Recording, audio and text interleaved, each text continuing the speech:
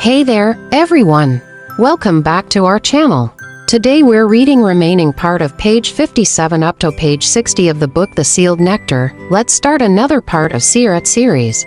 Traditions delightfully relate how Halima and the whole of her household were favored by successive strokes of good fortune, while the baby Muhammad, peace be upon him, lived under her care.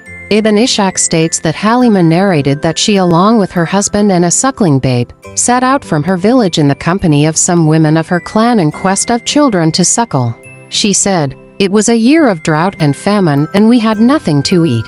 I rode on a brown she-ass. We also had with us an old she-camel. By Allah, we could not get even a drop of milk.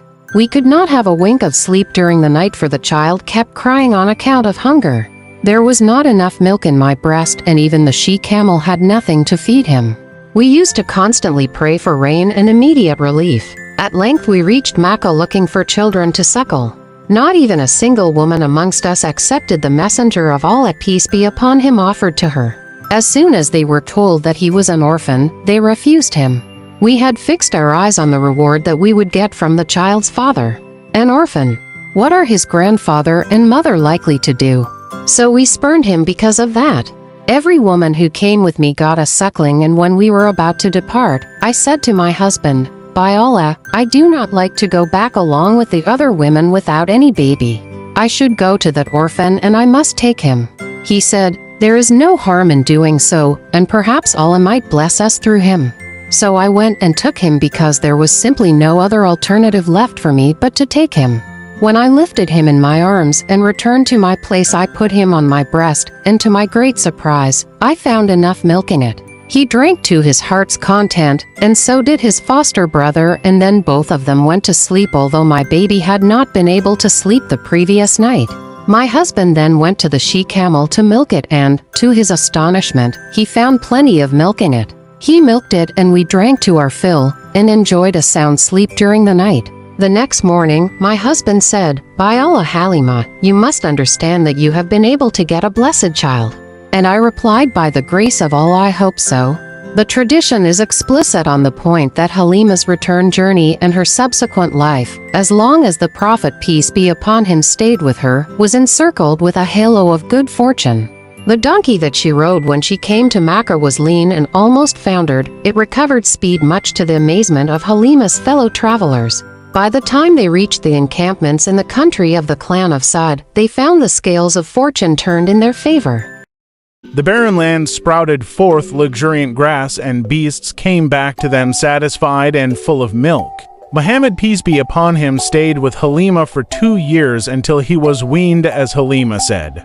We then took him back to his mother, requesting her earnestly to have him stay with us and benefit by the good fortune and blessings he had brought us. We persisted in our request, which we substantiated by our anxiety over the child catching a certain infection peculiar to Makkah. At last, we were granted our wish, and the Prophet, peace be upon him, stayed with us until he was 4 or 5 years of age. When, as related by Anas in Sahih Muslim, Gabriel came down and ripped his chest open and took out the heart. He then extracted a blood clot out of it and said, "That was the part of Satan in thee." And then he washed it with the water of Zamzam in a gold basin. After that, the heart was joined together and restored to its place. The boys and playmates came running to his mother, i.e. his nurse, and said, "Verily, Muhammad, peace be upon him, has been murdered." They all rushed toward him and found him all right, only his face was white. Back to his passionate mother. After this event, Halima was worried about the boy and returned him to his mother, with whom he stayed until he was 6. In respect of the memory of her late husband, Amina decided to visit his grave in Yathrib, Medina. She set out to cover a journey of 500 kilometers with her orphan boy, woman servant Amin, and her father-in-law Abdul Muttalib. She spent a month there and then took her way back to Makkah. On the way, she had a severe illness and died in Abwa on the road between Makkah and Medina. To his compassionate grandfather, Abdul Muttalib brought the boy to Makkah.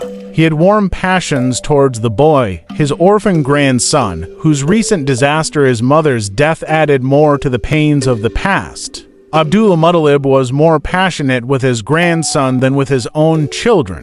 He never left the boy a prey to loneliness, but always preferred him to his own kids. Ibn Hisham reported, a mattress was put in the shade of Al-Kaaba for Abdul Muttalib. His children used to sit around that mattress in honor to their father, but Muhammad, peace be upon him, used to sit on it.